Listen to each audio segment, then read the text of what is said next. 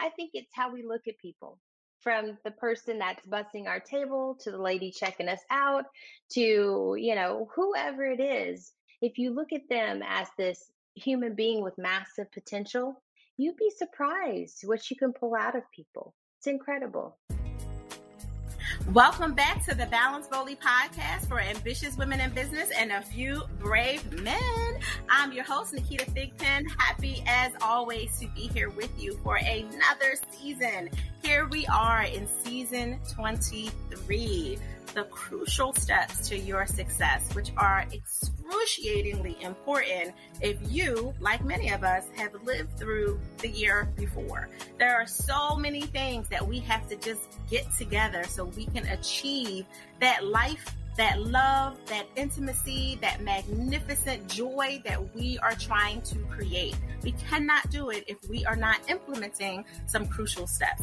And we want to make sure that we're getting these implementation tips from people who have walked their talk, which was why season 22, the season prior to this, so for all of you who are just joining in on Balance Boldly, make sure you go look at some of those other amazing episodes from season 22. That whole theme was about fully living the life that you teach, because we want to hear from people who are walking their talk. No one is perfect until you are 6 feet under and you cannot make any more mistakes. We get that. However, you do not have to make unnecessary mistakes because you are not listening to the wisdom of those who have already fallen and failed for you. So you don't have to do it. And you can say, let me listen to Naketa said, don't do that because she's been there, bought a t-shirt and a ball cap to that party. Let's not repeat it. Please let me help you save yourself a little bit of time, hopefully a lot of money, and a lot of energy and heartache by not repeating it, which is why I bring to you some amazing experts just like today. This is an absolutely no exception, except I have to say, I'm already loving her energy and all of her finesse already. Welcome, Jessica Mead. She is not your typical stay-at-home mom. She's been homeschooling for over a decade and has become one of the foremost experts in alternative, supplemental, and customized education. Let me be very clear, y'all. We're talking about this woman being someone who is absolutely in charge of $100 million plus in assets and management. Between all of her companies, we got BrandLync. She's also managing partner at Drivonic. She's also co-founder of the Epic Companies and Mead Holdings Group. I mean, the list goes on, and I'm probably not being completely transparent because this is just stuff that she shared with us pre-interview. I'm sure there's a whole lot more layers to her because she's a wife, she's a mama, she's a doer, she's been on Forbes, Entrepreneur, Money Magazine, and the list goes on. Jessica, welcome to the Balance Boldly show. How are you? Oh, thank you for having me. I'm excellent this morning. I'm so excited to be here. I was looking forward to this. I've been telling everybody I cannot wait to go on that show. Oh, thank you. I am really relieved that you were able to carve some time out because you do have a full schedule, a full productive, I don't like to use the word busy, a full productive roster, right? With everything you have going on, and you still find a way to be connected to what matters most to you with your family, even down to you saying look, we're even mindful about where we live to make sure our kids have the best opportunities. I would love for you to share with everyone kind of what led you here and what some of those crucial steps to your success were. Well, I think what led me to this point is meeting my husband way back. We've been together now 22, 23 years, been in business almost that long. I grew up in a family where they were entrepreneurs. They like to claim that, but we constantly had massive failure. We constantly had problems going on. We constantly were homeless. We didn't have food. So my idea of that was really skewed. But he kind of showed me, man, you have this unlimited potential. You have this brilliant mind. Come with me. Let's see what magic we can make happen. And he showed me that there's this spark inside of all of us that once you ignite it, it's hard to ignore. And you just let it flourish, and there's magic that happens in the process. I strive every single day to make sure that I'm bringing my best and that I'm constantly evolving into the next best version of myself, not just for me, but also for my children, my employees, my legacy that I leave behind, however insignificant it is. I want them to look at that and go, man, she really, really put everything into it. Not to exhaustion, but to the point where it means something. Yeah, but that's a really good distinguishing point that you just said, not to exhaustion, which is really hard for ambitious women, which most of our listeners are, right? And a few brave men that we have listening.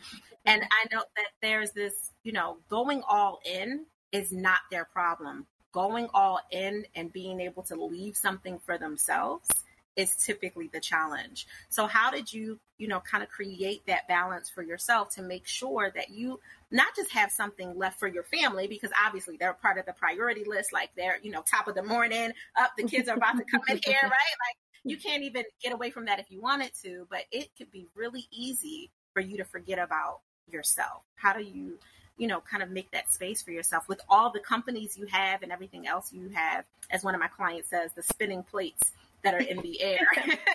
Well, for me, I think it's extremely important to be mindful of my time and for everybody in my orbit to be mindful of that time. I think in order to have this entrepreneurial journey in an effective way, we have to be the architects of our life. We have to be in control of it. We have to write our story. We are our author and we dictate the allowances that we make for ourselves and for other people. And so for me, my staff and my team, they know my levels of acceptance, not just as what I will tolerate as in good or bad, but how they consume my time and my energy. And so I'm very stern on that, and not in a mean way, but in a way to where it's respectful. So I think Yeah. I start with that, and everything else kind of falls in line. I hear my favorite B word in there, boundaries. Right? Yeah, Like yeah. I hear that. And boundaries are like we talk about this a lot on the show. For those of you who are brand new to the Balance Bully show and you're coming with kind of your context of there's no such thing as work-life balance, it's integration, it's harmony. I want to just give you a little bit of perspective. The way that we define balance is admitting your truth and then creating the boundaries so you can achieve that. And the other boundaries you have are to keep those distractions away that pull you away from your truth, right? So Oh, if sure. Jessica's truth is, I want to be here and create legacy for a family that actually knows me when I'm no longer on this earth, that won't say like, oh yeah, like she was that woman that did a lot of things and left us a lot of money, right? Or maybe left Right. us some companies, but we didn't really have a connection. We didn't really know her. And hopefully have, teams and staff that could really say, the level of excellence that you brought. If that's really the truth that Jessica is saying, then her boundary has to reflect that, even when her team is like, wanting to pull more of her energy because they have something urgent or whatever it is that's going on. She has to be firm. I always say gentle honesty, but still honest nonetheless.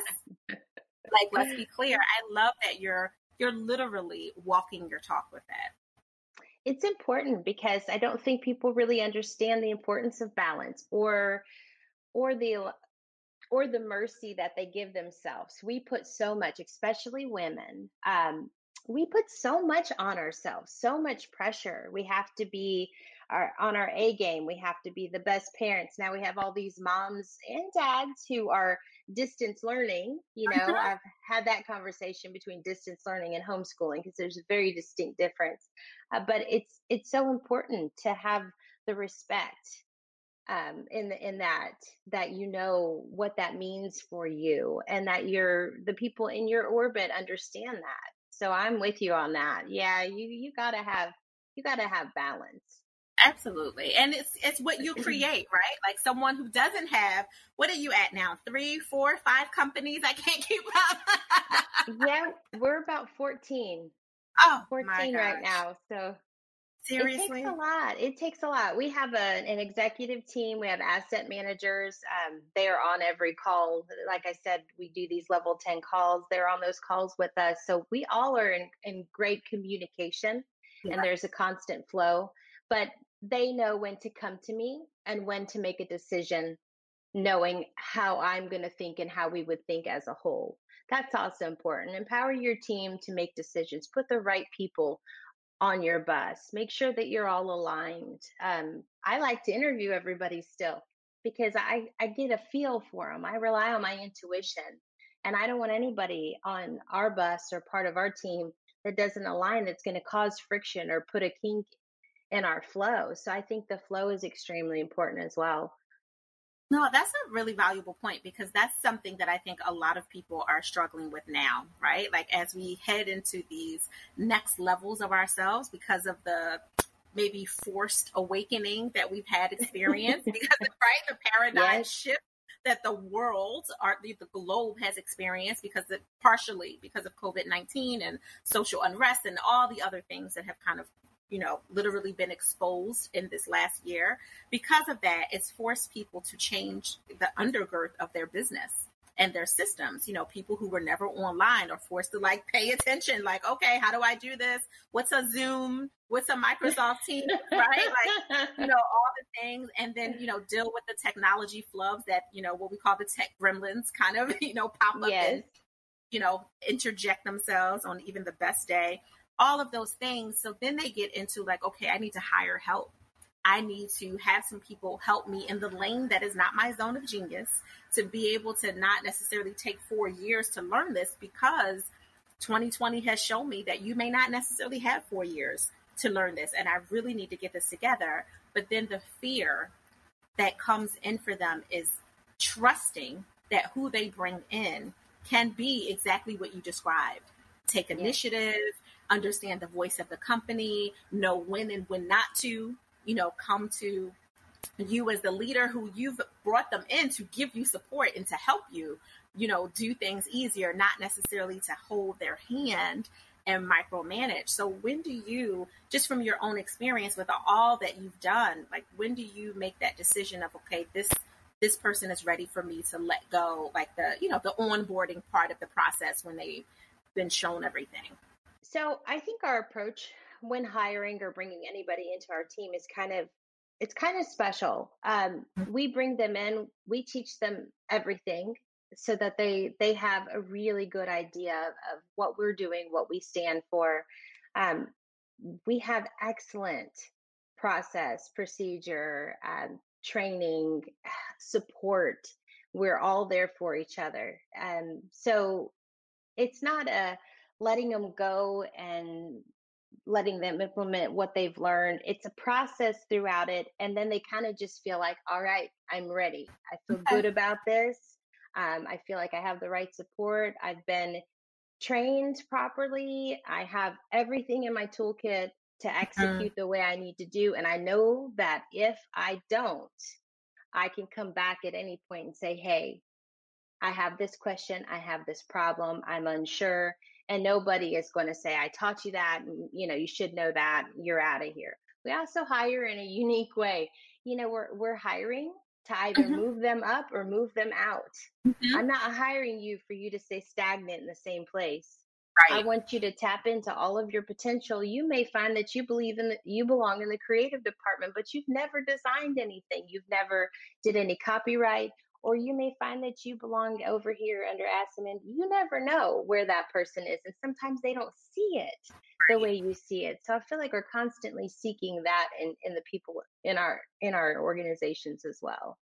I love this. So you know, because we talked about this before, that I teach a lot of leadership intimacy, and leadership intimacy includes all that transformational leadership that you've clearly built into the layers of your company, being able to have layers of support that are influencing and motivating and stimulate them to tap into their next level of potential. If it would not bother the editor for me to clap my hands right now in this microphone, like I have to applaud you because there's not like truly there's not a lot of people that are willing to have those layers built in to make sure that they don't just retain the top talent, but they really fuel that talent to be the best that they can be, even if that means that their position that they brought them in for, let's say asset manager, they actually were a dope creative inside there, Yeah. right? Like how amazing Yeah. is that?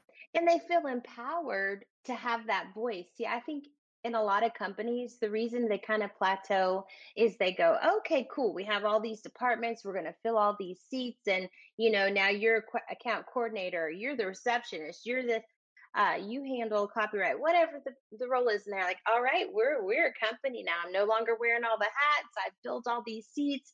Boom, we're ready to go. And then they kind of just stay in that position for a while. And they're like, why am I not growing? Why am I not having this massive success? Why am I not scaling? It's because their approach to it is skewed. If you look at it like, we're all here together, we're all working together, we're moving this bus forward, it takes all of us. Hey, I see this skill in you. How about you jump on this and try this, or be willing to look outside of your comfort zone?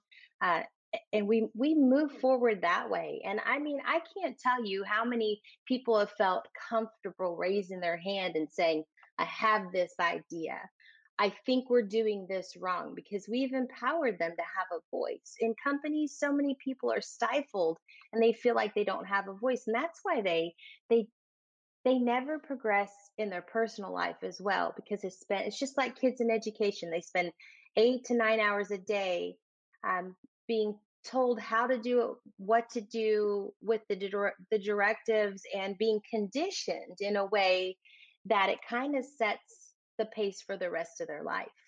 So I approach employees the same way I approach my kids, and I want a growth mindset. I don't want a fixed mindset. You come into my company with that, of course, I take it on as a challenge. I'm looking at you going, okay, I can help you fix that. I want to help you fix that, because Right. you have massive potential. So I think it's how we look at people, from the person that's bussing our table to the lady checking us out to, whoever it is. If you look at them as this human being with massive potential, you'd be surprised what you can pull out of people. It's incredible. Because you're looking at them humanely, first of all, Yeah. right?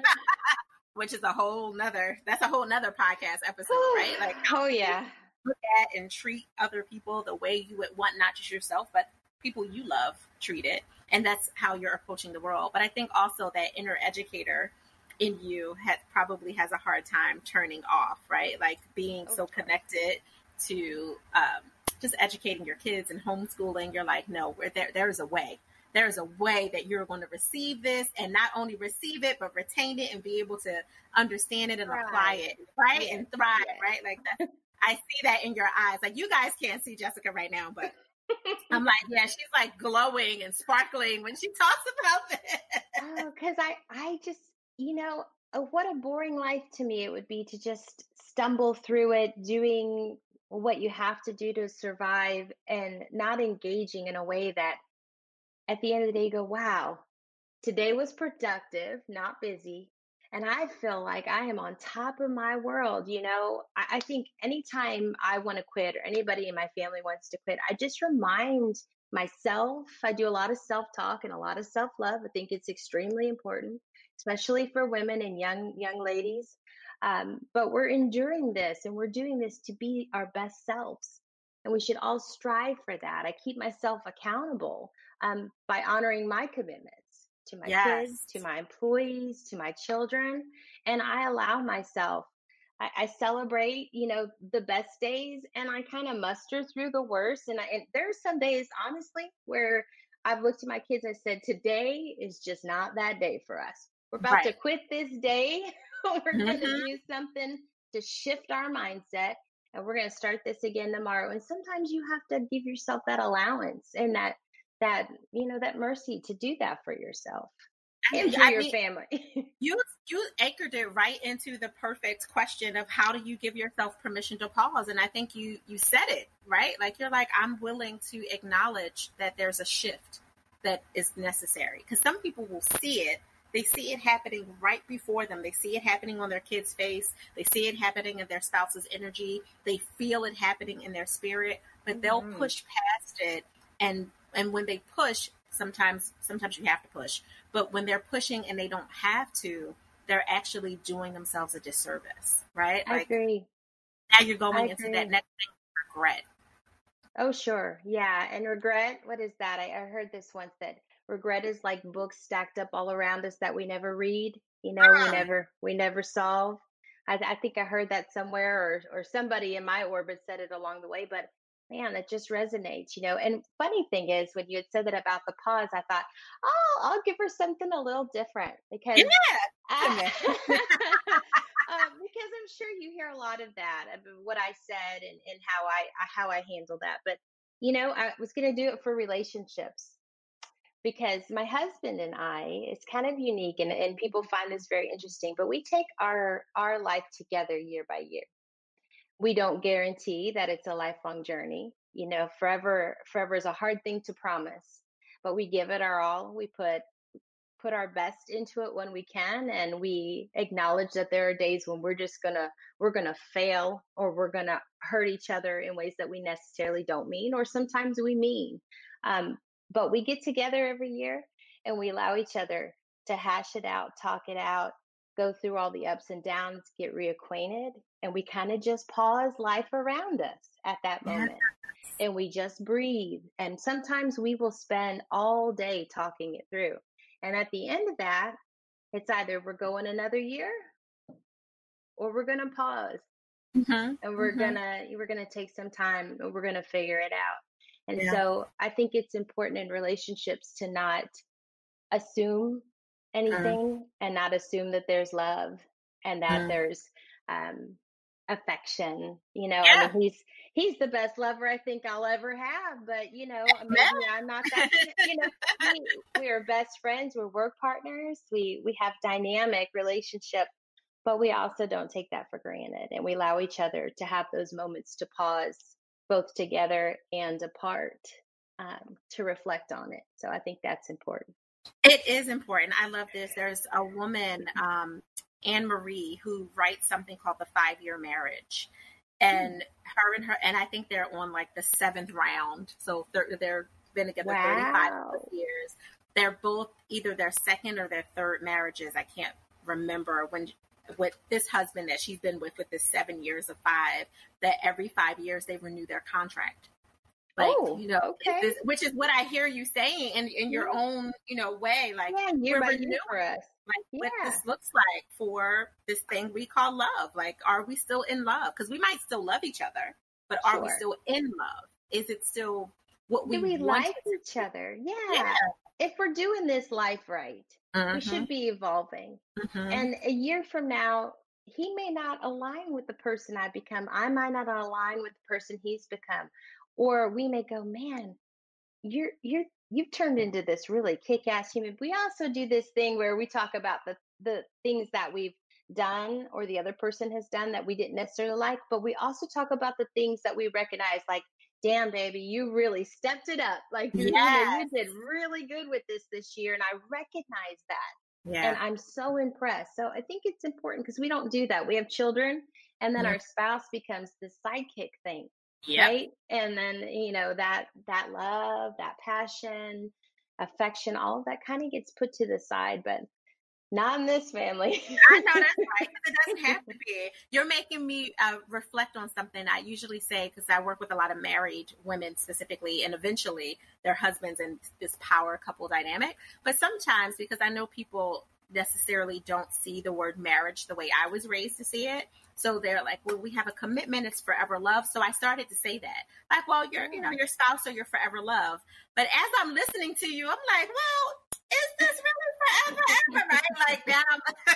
I'm going to play with the language today. So thank you for that. You're welcome. You know, forever can be daunting. And I think a Yeah. lot of people associate fear with that word. And then they don't approach it with the right mindset. So I think it's the language. I talk a lot about the language we use and the vocabulary we use to define ourselves. We need to Yes. constantly evolve that. I tell people, pause. Give me 4 words you're using to define yourself right now. And Mm-hmm. then why those 4 words? And let's talk about it. Let's see how we can change those negative words, how we can work on that. We can't fix it right away, but we can Mm-hmm. sure work on it every day, little by little. So it's Absolutely. important. That language is important. So, you and I, that'll be episode part 2. We can definitely go Okay. there. I am serious about that. Okay. I'm holding you to it. So, Okay, how I can people will. connect with you, Jessica, so they can follow up on one of your a million things that you got going on in the world? Oh, thank you. Thank you. So you can go to my website, jessicamead.com, and I keep doing updates because I have a book coming out next year. And so that'll be exciting. So look for that. I am on Instagram at _Jessica Mead _. You can reach me through brandlync.com as well. I'm on Twitter, Facebook, all of those things. I think it's Jessica Mead Official. But I respond mostly on Instagram, and then also via email through my website.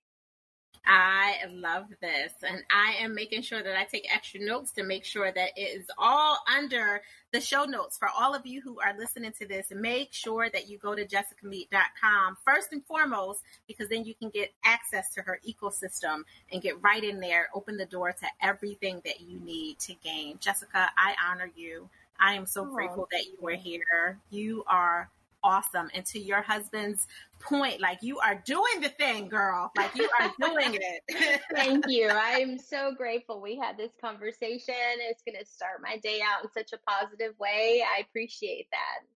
That's awesome. I love when I have great people here. Did I not tell you, all of you that are listening, Balance Boldly listeners, that Jessica would be amazing? I told you. I'm kind of like part prophetic. I don't know why you guys don't listen to me. But now that you know, you can take what I say for, all it's worth.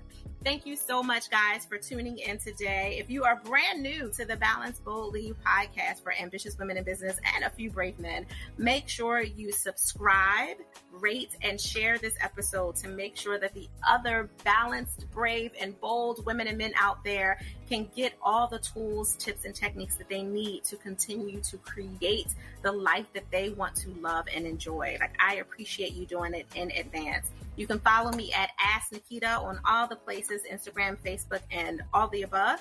And come back and listen to us next week. But make sure that you share this valuable tool with other people, because we want other people to know that we are here and we are here to stay. So until next time, I want you to create your balance and create your joy. But remember, do it boldly.